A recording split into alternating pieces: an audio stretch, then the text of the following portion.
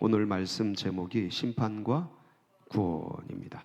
그래서 심판과 구원에 대한 오늘 이 사도 요한에 대한 그 말씀을 우리가 이해하기 위해서는 아버지와 아들과의 관계, 그러니까 하나님 아버지와 아들과의 관계를 이해해야 합니다. 그래야 오늘 이 사도 요한을 통해서 드러내주고 있는 심판과 구원의 계시가 우리 영혼 가운데 입체적으로 좀 보이고 들릴 수가 있습니다. 자, 그럼 하나님 아버지와 아들과의 관계가 어떤 것인가? 한번 여러분 한번 상상력, 그러니까 말씀도 기억하시고 또 생각도 한번 해보시고. 왜 주님께서 그런 얘기를 하시잖아요. 예수님께서 나를 본 자는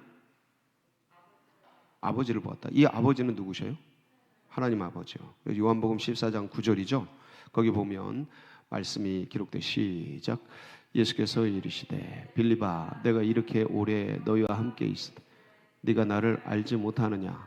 나를 본 자는 아버지를 보았거늘 어찌하여 아버지를 보이라. 네, 아버지는 안 보이십니다. 아버지는 인간이 볼 수가 없어요.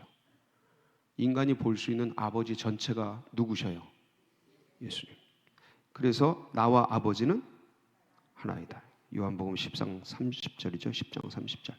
그래서 이 말씀을 하신 거예요. 시작. 나와 아버지는 하나이다. 그래서 이런 걸 이해가 안 되니까 자기를 아버지, 그러니까 하나님이라고 하니까 이해가 안 되니까 유대인들이 예수님을 어떻게 하려고 그래요? 죽이려고 하는 이유가 뭐예요? 자기를 하나님 아버지라고 하니까. 그래서 엊그제 우리가 봤죠. 요한복음 5장 18절에 보면 시작. 유대인들이 이로 말미암아 더욱 예수를 죽이고자 하니 이는 안식일을 범할 뿐만 아니라 하나님을 자기의 친아버지라 하여 자기를 하나님과 동등으로 삼으십니다. 자, 여러분 여기서 이 말씀을 보면 그럼 예수님은 자신을 하나님이라고 말한 거예요. 그렇죠? 이 사람들이 듣기에, 이성적인 신앙을 가지고 있는 유대인들이 듣기에 예수님이 말을 하는데 자기를 하나님이라고 해요. 그래서 뭐로 여겨요? 하나님과 자신을 동등하게 여겨요. 하나님과 예수님이 동등합니까? 헷갈리죠. 되게 헷갈리죠. 똑같죠. 동등 정도가 아니고 본질.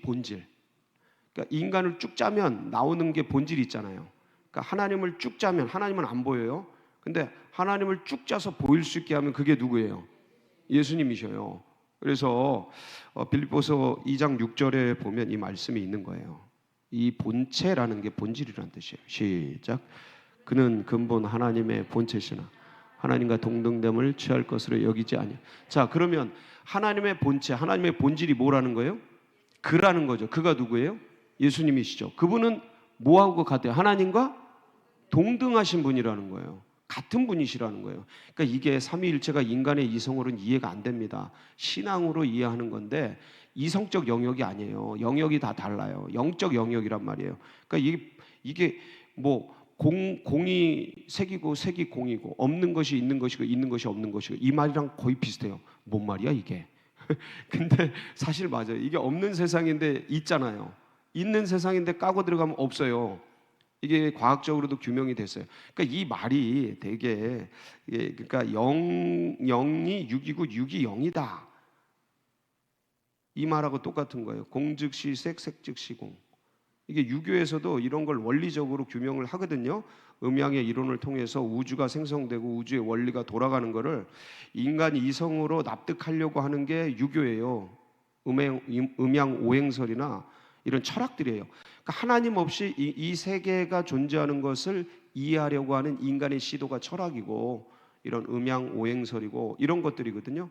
근데 너무나 단순해요. 우리가 이제 영적으로 이해하자면 보이지 않는 영이 보이는 세계를 만들어내신 거죠. 낳아주신 거죠. 그리고 보이지 않는 하나님이 보이는 육신을 입고 오신 분, 그게 누구예요? 그래서 요한복음 1장 18절 거기 보면 뭐라고 되어 있냐면 시작. 본래 하나님을 본 사람이 없어 아버지 품속에 있는 독생하신 하나님이. 자, 그래서 이거를 독생하셨다 그래서 독생자라고 하잖아요. 독생자. 그러니까 인간의 개념, 인간이 아들을 낳는 개념으로 이게 이해가 되는데 바른 이해가 아니다라고 제가 누차에 걸쳐 말씀을 드렸어요. 저거는 유일자로 이해하는 게 맞다. 그러니까 하나님을 본 사람이 없을 때 아버지 품속에 있는, 그러니까 아버지 안에 있는 본질이 유일하게 나타난 분이 누구라고요? 예수님이라고. 그렇게 이해하시면 돼요. 왜냐하면 아니 아버지 품속이 어디 있고 보이지 않는 분이, 영이 품이 어디 있고 눈이 어디 있어요? 그렇죠? 그러니까 인간의 이해를 돕기 위해서 이게 인간의 육신을 가지고 있는 한계예요. 그러니까 거기에 걸맞게 그런 말씀으로 기록돼서 저렇게 나오는 건데, 그걸 좀 더 구체적으로 이해하시기 위해서 제가 설명드리는 거예요. 늘 저게 유일자다. 유일자. 독생자라고 하면 그러니까 아버지가 뭐 부모가 아들을 낳는 개념으로 이해하는데, 그럼 또 낳고 또 낳고 또 낳고 이렇게 되잖아요. 그게 아니고 하나님이 본체가 인간이 보기에 나타날 수 있는 유일자, 유일하게 나타난 방식이 누구셔요? 그게 그거. 예. 그 말이 그 말 같고 그 말이 그 말. 그래서 요한복음 1장 1절에 보면 태초에 시작. 태초에 말씀이 계시니라. 이 말씀이 하나님과 함께 계셨어요. 이 말씀은 곧 하나님이시. 자, 빛이 있으라. 말씀이 있잖아요. 하나님이 가라. 그러니까 하나님은 보여요, 안 보여요? 왜요? 왜 안 보여요? 영이시니까. 근데 말씀은 느껴져요, 안 느껴져요? 그 말씀이 뭐라는 거예요? 그게 하나님과 같이 계셨기 때문에 하나님이시라는 거예요. 자, 근데 그 말씀이 뭐가 됐다는 거예요? 14절 요한복음 1장 14절 시작. 말씀이 육신. 자, 여기까지 뒤에는 우리가 제가 계속 말씀드리잖아요. 저 말씀이가 그냥 말씀이 아니고 그 말씀이라고. 영어 역본 찾아보세요. 예, 헬라어 원본 찾아보세요. 그 말씀이에요. 하나님과 같이 계셨던 그 말씀. 태초에 하나님과 같이 계셨던 그 말씀이 뭐를 입었다는 거예요? 육신을 입었다는 거예요. 그 육신을 입고 이 땅에 오신 분, 그게 누구시라고요? 예수님이에요. 그래서 아버지께서 심판을 누구에게 맡기신 거예요? 예, 그게 22절이에요. 오늘 본문 시작. 아버지께서 아무도 심판하지 아니하시고 심판을 다 아들에게. 그래서 아들에게 전부 맡기신 거예요. 왜냐하면 아들이 뭐를 입고 나왔기 때문에, 육신을 입고 나왔. 근데 육신을 입었다고 왜 심판을 아들에게 맡기시지? 근데 그거 좀 다루기 전에 아들에게 맡기셨는데, 그러면 이 아버지와 아들과의 관계라 그랬잖아요. 아들은 그럼 어떻게 하는가? 아들은 그럼 어떻게 하는가? 아들은 혼자 안 해요. 늘 누구와 함께 하셔요? 아버지께서 보여주신 대로, 아버지께서 들려주신 대로, 아버지의 뜻대로. 요한복음 5장 19절 같이 볼게요. 시작. 그러므로 예수께서 그들에게 이르시되 내가 진실로 진실로 너희에게 이르노니 아들이 아버지께서 하시는 일을 보지 않고는 아무것도 스스로 할 수 없나니 아버지께서 행하시는 그것을 아들도 그와 같이 행하느니라. 그러니까 스스로 하는 게 아니고 아버지께서 하시는 일을 보지 않고는 아무것도 할 수 없나니 아버지께서 보여주신 대로 한다. 아버지께서 보여주신 대로 한다. 5장 30절 요한복음 거기 보면 시작. 내가 아무것도 스스로 할 수 없노 듣는 대로 심판하노니 나는 나의 뜻대로 하지 아니 나를 보내신 이의 뜻대로 하려 함으로 내 심판을. 자, 그러면 뭐 하는 대로 한다고요? 듣는 대로. 누가 말씀하시는 대로? 아버지가 말씀하시는 대로. 마가복음 14장 36절에 보면 겟세마네에서 주님이 그런 얘기 하시잖아요. 뭐라고 하셔요? 시작. 일시되 아빠 아버지요 아버지께는 모든 것이 가능하오니 이전을 내게서 옮기시오. 그러나 나의 원대로 마시옵고 아버지의 원대로 하오. 누구의 원대로? 아버지. 내 원은 있어요. 내 소망은 있는데 이거 안 받았으면 좋겠는데 아버지. 그러니까 인간이 되신 거죠. 그러니까 인간의 감정과 인간의 욕구가 있어요, 없어요? 있으셔요. 그래서 완전한 인간이시라 그러는 거예요. 그런데도 누구의 원대로 따라가는 거예요? 아버지의 원대로. 그걸 쳐서 살고 싶은 마음을 쳐서 아버지께 복종시키면서 아버지가 원하는 대로 가는 거예요. 그러니까 아버지와 아들과의 관계가 완벽하죠. 아버지의 형상대로 오셨고 아버지의 본질대로 오셨고 그래 아버지의 뜻대로 하기를 원하고, 그러니까 아버지께서 심판을 누구에게 다 맡기신 거예요? 아들에게. 왜냐하면 보이지 않으면 믿지 못해요. 인간은 보이지 않으면 믿지 못합니다. 그래서 보이지 않는 하나님이 형상을 입으신 거예요. 인간에게 뭐 하라고요? 보고 믿으라고. 보고 뭐 하라고요? 믿으라고. 그래서 보고 믿으라고 오셔서 그 뭐 문제를 해결해야 돼요? 예수님은 인간의 죄 문제. 자, 오늘 27절 보면, 먼저 22절 봤죠? 27절 보면 뭐라고 되어 있냐면, 시작. 또 인자됨으로 말미암아 심판하는 권한을 주셨네. 모함으로 말미암아 심판 권세가 생겼다고요? 인자됨. 인자됨이 뭐예요? 사람이 되신 거죠. 육신을 입으신 거죠. 그것 때문에 심판의 권한이 생겨요. 이게 무슨 말일까? 로마서 8장 3절 4절에 보면 거기에 좀 더 구체적으로 나와 있거든요. 시작. 율법이 육신으로 말미암아 연약하여 할 수 없는 그것을 하나님은 하시나니 곧 죄로 말미암아 자기 아들을 죄 있는 육신의 모양으로 보내어 육신의 죄를 정하사 육신을 따르지 않고 그 영을 따라 행하는 자들에게 율법의 요구가 이루어지게 하려 하심이니. 자, 여러분, 율법의 요구는 뭐예요? 죄의 값은 사망. 그렇죠? 근데 죄의 값은 사망. 그래, 인간은 죄를 져서 어떻게 돼야 돼요?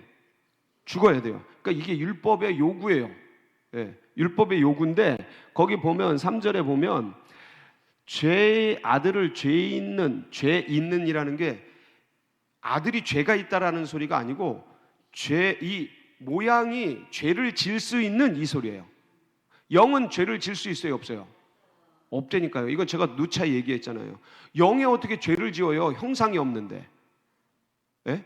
그거 불가능하죠. 그래서 죄를 짐질 수 있게 하는, 죄를 덮어 씌울 수 있는 육신을 갖고 오게 하신 거죠. 그래서 육신의 모양으로 오게 하셔서 거기다 이 인간의 죄들을 다 덮어 씌운 거죠. 죄를 정하신 거죠.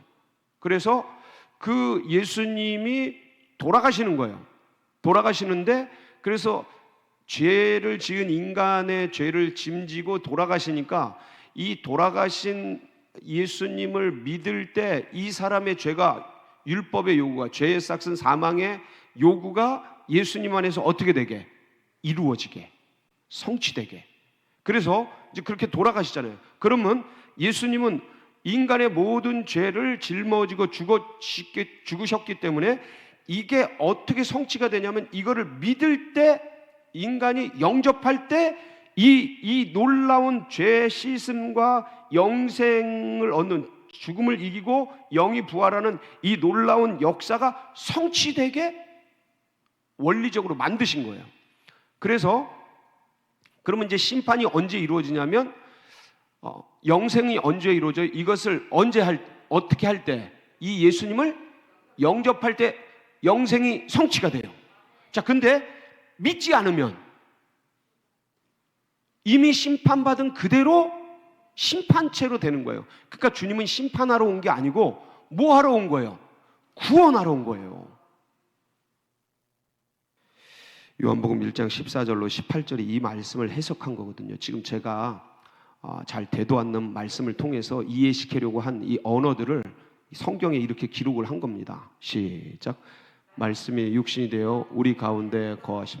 우리가 그의 독생자의 영광이요 은혜와 진리가 충만하더라. 요한이 그에 대하여 제가 잘못 전달을 했어요. 요한복음 1장 14절이 아니고 제가 다시 읽어 드릴게요. 요한복음 3장 14절로 18절인데 1장으로 잘못 보냈네. 제가 읽어 드릴게요. 3장 14절로 18절 같이 한번 읽어 볼까요? 모세가 광야에서 뱀을 든 것 같이 인자도 들려야 하리니 이는 그를 믿는 자마다 영생을 얻게 하려 하심이니라. 자 14절 15절을 보면 모세가 광야에서 뱀을 든 것 같이 인자도 어떻게 돼야 돼? 그러니까 들리기 위해서 뭐를 입으신 거예요? 육신을 입으신 거예요. 육신을. 영이신 분이 육신을 입으신 거예요. 그게 예수님이야. 그래서 뭐 하게? 이는 그를 믿는 자마다 뭐를 얻게요? 영생을 얻게. 3장 16절 시작. 하나님이 세상을 이처럼 사랑하사 독생자를 주셨으니 이는 그를 믿는 자마다 멸망하지 않고 영생을 얻게 하려 하심이니라. 그래서 17절 하나님이 그 아들을 세상에 보내신 것은 세상을 심판하려 하심이 아니오 그로 말미암아 세상이 구원을 받게 하려 하심. 자, 이미 세상은 어떻게 돼 있어요? 율법의 요구대로 이미 심판받아 있어요. 하나님이 태초에 이 나무의 열매, 선악을 알게 하는 나무의 열매를 따먹는 날에는 반드시 죽으리라 한 말씀대로 아담 허리에 있는 모든 인류는 다 죽어버린 거예요. 다 죽은 거예요. 자, 그래서 제 육신을 있게 태어나게 하는 거는 주님께서 영생을 얻을 수 있는 기회를 주신다 것으로 설명을 드렸죠. 그래서 선행 은총을 통해서. 자, 근데 중요한 건 뭐냐면 이미 심판을 받아 있어요. 그러면 제가 이제 안 믿는 사람으로 태어났어. 그럼 나는 육신은 살았지만 뭐가 죽어 있어요?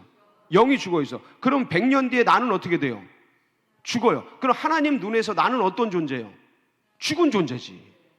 살았을 때 죽은 존재란 말이에요. 그러니까 이 육신을 주신 거는 이 죽은 영을 가지고 육이 있는 동안 뭐 하라고? 영을 살리라고 기회를 주신 거죠. 그러니까 이미 심판 아래 놓여 있는 거예요. 모든 인류는 아담의 허리 아래에서. 시제가 이렇게 돼요. 시제가. 그런데 믿을 때 예수 아래에서 어떻게 되는 거예요? 생명을 얻게 되는 거죠. 그러니까 주님을 보내신 거는 심판은 이미 끝나 있다니까요. 그러니까 예수님을 통해 뭐 하려고? 살리려고, 구원하려고, 구원하려고 주님을 이 땅 가운데 보내주신 거예요. 그래서 18절 시작. 그를 믿는 자는 심판을 받지 않는 것이요 믿지 아니하는 자는 하나님의 독생자의 이름을 믿지 아니하므로 벌써 어디서? 아담의 허리 아래서 벌써 심판이 끝난 거예요. 근데 영접할 때 살아있는 거죠. 누구 아래서? 예수 아래서. 할렐루야. 그 은혜를 우리가 깨닫기도 전에, 알기도 전에, 믿기도 전에, 원수였을 때, 하나님의 진노의 자녀였을 때 다 이루시고 우리는 뭐만 하면 돼요? 이게 기가 막힌 거예요. 그냥 믿기만 하면, 영접만 하면, 알지도 못해. 그게 어떤 구원의 도리인지도. 지금도 다 몰라. 목사가 돼서 평생 말씀 연구하고 신학 공부하고 주석 보고 맨날 이러는데도 아직도 100만 분의 1도 이 구원의 은총에 대해서 알아요? 몰라요? 몰라. 우리가 우주를 알아요? 지구를 알아요? 이 지구는 우주의 100만 분의 1 돼요? 안 돼요? 안 돼요. 수천조 분의 1도 안 돼요. 안 돼. 그 아는 게 없어. 근데 본질을 아는 거예요. 뭐를 알아요? 본질. 이 우주를 꽉 짜고 지구를 꽉 짜고 인생을 꽉 짜고 꽉 짜면 뭐가 나와요? 예수? 아멘. 그걸 우리가 믿은 거야. 얼마나 감사해. 그걸 우리가 진 거야. 아직도 모르는데 근데 그것만은 진 거야. 이게 얼마나 감사하고 얼마나 행복이에요. 그래서 오늘도 그 주님으로 승리하는 복된 날이 되시길 축복합니다. 같이 기도하시겠습니다.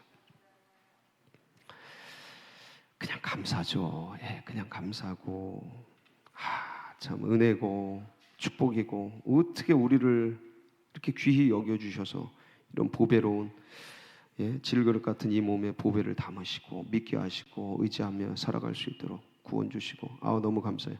그러나 여전히 환난과 풍파 속에 있는 우리 환우들 또 연로하신 분들 위해서 우리가 중보기도 해주시고 선교사님 다음 세대 출타자들 해외 또 지방 출타자들 기억해 주셔서 기도해 주시고 예비된 영혼들 태신자들 장결자들 계속해서 잘 정착하고 또 이제 우리가 6월달 창립절 때 또 잃어버린 영혼 찾기 할 텐데 계속해서 기도해 주시고 대신방이 진행되고 있으며 교회 행사가 여러 가지로 또 5월달 많은 행사들이 있습니다. 위에서 그리고 둔촌동 시대가 활짝 열리도록 기도해 주시고 여러분 각자의 기도 제목 붙들고 우리 주여 부르짖고 기도하며 나갑니다. 부르짖습니다.